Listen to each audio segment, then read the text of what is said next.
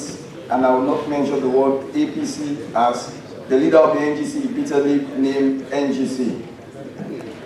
Mr. Speaker, when I looked at all the increments on this Finance Act, the first question I asked myself and my colleagues on the other side is, who pays the cost? Who pays the actual cost of this increment? Is it that government is going to subsidize for our people? Or is this cost and the levy and everything going to be thrown at our people? If the cost is going to be carried by our people, then I call on honorable members of parliament present to throw away the political lens and look at the poor masses that lives in Krube, Mambelawa, my poor village in Bamoilumo, and understand that what we do here in this well of parliament affects our people. Mr. Speaker, the controversy I had over the increment in the health sector when it comes to the printing, I had my colleagues on the other side will say, oh, it is per 100. No, it is per book. Even when it was per 100, the cost was still the same per 100. So the increment we are making now is still per 100. But our point is, if you make an increment, that increment is going to affect our people. So let's focus our arguments on what affects the people, the ordinary people that went out in the lines to vote for us 5 o'clock in the morning. We owe them a duty. We are not here to satisfy our paymasters. We are not here to satisfy our political parties, but we are here to do justice to our people. Mr. Speaker, to petroleum, page 47. D&E. If you look at the global trend of the cost of petroleum today and equate it to that of Sierra Leone, you find out that the global cost of petroleum, if transported to Sierra Leone, our fuel would have been far lower than what it is today. But what has cost us the increment of where we are other charges and costs levied on the importers. But what we are seeing here again in this act is also another increment. And these are not commodities we produce in Sierra Leone. So if there is any shock on the petroleum price, then it's going to affect us and our people drastically. Mr. Speaker, I still reiterate, my view on this is not who pays the cost. The people of Sierra Leone, the poor people, are going to pay the cost. But when I see the increment on taxation, I now understand. I now join the two to what I had on the 98.1 this morning, when both leaders of opposition were saying the wage bill has been increased. Every year we have an increment in the wage bill. And as a country that wants to finance its own budget, we have no other source. The only recourse we have is to turn back to our people and give them the body to satisfy very few of us who are working at the expense of the people who actually voted us in.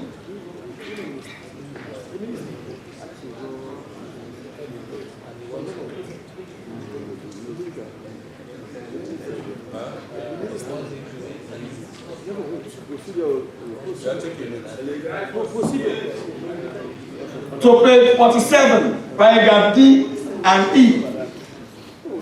Mr. Speaker, when you look at the cost of petrol, crude oil around the world, if proper calculations are done, you understand that the price of fuel now in Sierra Leone should be far less than what it is now. Had it not been for local taxes, other prices being added on importers. But what we are seeing here, for example, we have from 600 to 1,200,000, 100% increment. we're having 227.25 to 55 million per litre. All these are increments. What I am saying, Mr. Speaker, in a situation where you have a shock in petroleum, an increase in petroleum, what you finally get, you have a rapid increase of petroleum products in Sierra Leone. And this time, no standard will only be limited, the pressure will not only be limited to us as politicians, but this will affect the lives of the ordinary people. The old woman from Kono who wants to take his fresh plantain to Freetown will have to pay high cost of transportation. Considering the bad roads, that I cannot use Tombo, which is shorter, to Kono, except I have to go right around the country, an increment on fare will make it worse off. Mr. Speaker, I am not here to talk politics. I am here to look at what affects the lives of the ordinary people. Yes. And that makes it Northwest. And the speaker is from Kaini. Yes. When I looked at page 6 and I saw names, and there is a blank which says "and others." Mr. Minister, this "and others" might mean any other thing that has to do with building material. And the speaker is telling us even boards are becoming, there is a scarcity in boards. Who knows this "and others" will even affect iron rods? Let's be clear on what the "and others" means. Mr. Speaker, the most talked about timber. You know, I have been one person who have said, under your leadership, let's try to eradicate this culture of committees going for oversight, going for parliamentary duties, and we don't present this report to this world to be debated. Because the things we unearth while going around the country, if debated, and policies will be generated out of our debates. Mr. Speaker, as we talk about containerizing the timber industry, I want to tell you the afforestation process that is ongoing is a total mess. No, the afforestation that we are going to plant again and again, starting from Kenima to Bo to Poloko, all Bombali, all the areas we went, I can only love my heart for one woman who is doing it right. The rest is a total mess and a total loss to this country. Yet still, instead of us protecting our environment, we are here joyfully in the name of protecting our political parties, passing a bill that will affect our livelihood, that will affect our living tomorrow. Where is the justice to even our conscience? I've always been one person who have called the consciences of honorable members when they act. It's not because we will live long, but our generation, our children will still live to reap from the actions we take today. Mr. Speaker, when we go to the clinical, I saw a debate which, for me, has not made any improvements in the quality of what this parliament ought to be. When you talk about an increment in the clinical fees, they say no, it is per 100. When you talk about this, they say it's per 100. It has always been per 100. Exactly. So the debate is not on the numbers. The debate is on the cost. That is true. The debate is on the cost. Mr. Speaker, when you add 1,000 on any cost in Sierra Leone, the effect is on the ordinary people. That is true. And it is these ordinary people from Binti, the ordinary people from Tobowala that we represent here, that will have to pay this cost. Where are we today? And what are we doing? Do we continue to plunge our people into poverty? And every day we bring a budget to this parliament, we say this is a budget that will address the needs of the ordinary people. Are we playing what? And mocking our people who cannot find their daily bread. From a budget that was meant to be a bread and butter, Now it has been a budget that shifts the cost on the ordinary people. Mr. Speaker, as we progress, we talk about passports. All the items that we take to print passports are now going down. But interestingly, even the form that was printed for 110,000 is now being increased again. And that cost is going to go to the ordinary people. And now I understand why our people are always frowning at the political class.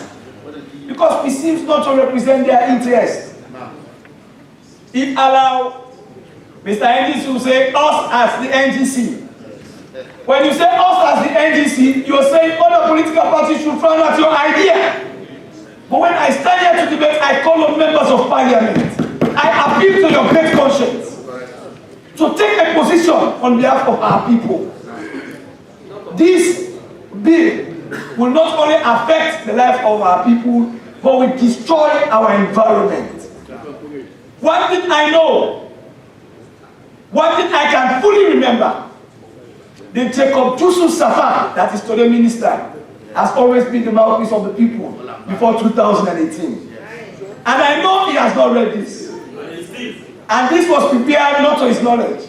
But now that we are bringing up some of these things, the same JJ Safan will go and protect the people and will do justice to the people on behalf of the people of Sierra Leone.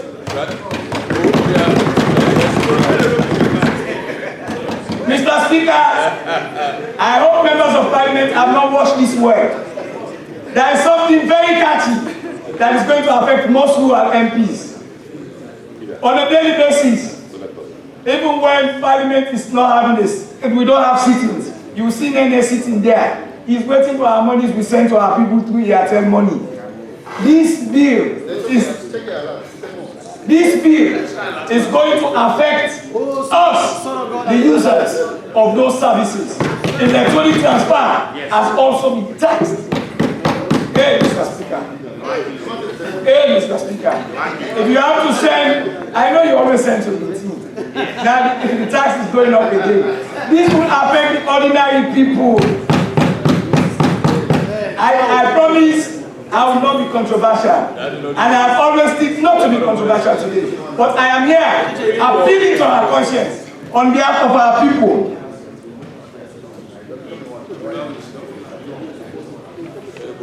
Mr. Speaker, when we increase importation, tax on importation, and there are steps, you know, to some areas we say 20%, in other areas we say 10%. But the purpose and the reason is what shocks me. And I ask myself the question, have we worked at the other side? We are protecting the local industries, our infant industries. And I'm happy the minister is saying the infant industries, meaning they are yet to grow. Their protection should not be in a situation in which if they don't produce what we expect, or they underproduce, or they underperform, we have to revert back to our former suppliers. An increase of these prices and tax on them will also affect the livelihood of our people.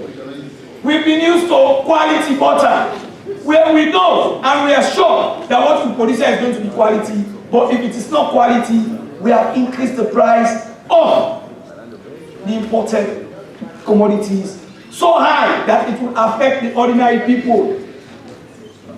20% is not a small cost. Mr. Speaker, I still say, and I ask over and over again, who will pay the cost? If the final consumer is going to pay the cost, these are my people from Kaula, these are my people from Okimabana, and these are my people from Bama. Are we, the members of parliament, the people voted for, to represent them? Are we the members of parliament, the people voted for, to speak on their behalf? If we are, please let's do the needful. I join many other speakers who have asked this to be committed again, and for this, the Ministry of Finance and team to carefully look at this. The people are not responsible for the bloated wage bill. They should not pay the cost. There are three ways to governance.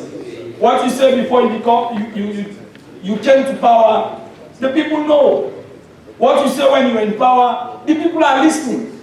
I went to my village and the people were saying, we brought in face masks, so they will listen, but they shut up. But they will speak come 2023. I am here to appeal on their conscience, on their behalf, that our people are suffering. The bread and butter promised them is not forthcoming. Not even the bread that is available.